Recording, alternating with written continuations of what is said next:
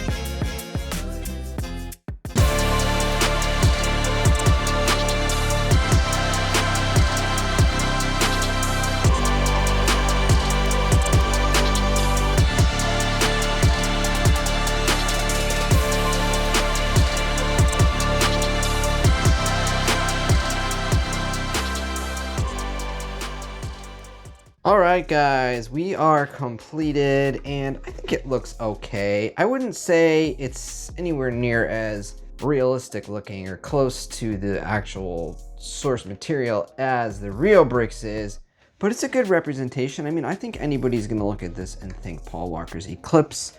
Now, I will say the most difficult part was the spoiler. I struggled to get this to stay together. I can't say the same thing for these when it comes to them staying together forever as I can with the Rio Bricks. I'm telling you, the Rio Bricks is never gonna come apart. I think that there are some pieces on here which would come apart if put into a box, but nothing worse than Lego would be.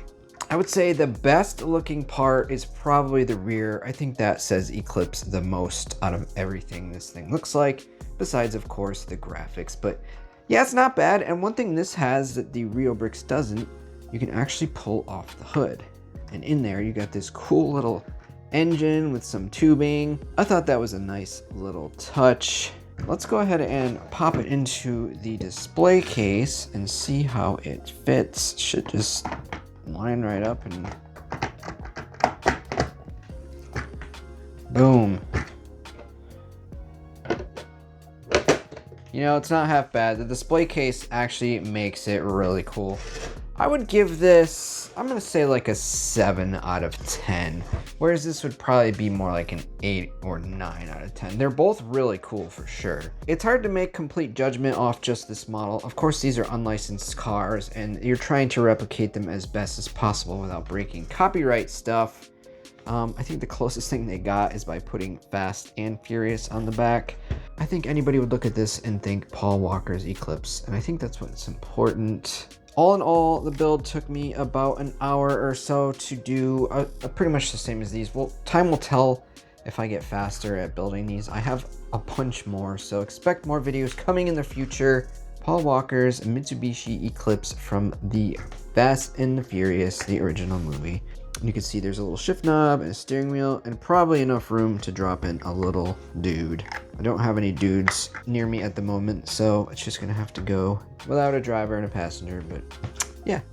Let me know in the comments below, guys, what do you think? Do you think it looks like the Eclipse? Would you have fun building this? The links will be in the description and the pinned comment if you want to get them. They come from Master Bricks by IMEX. Bunch of different cars on there. I hope you enjoyed watching, guys, and I'll see you in the next video. Later.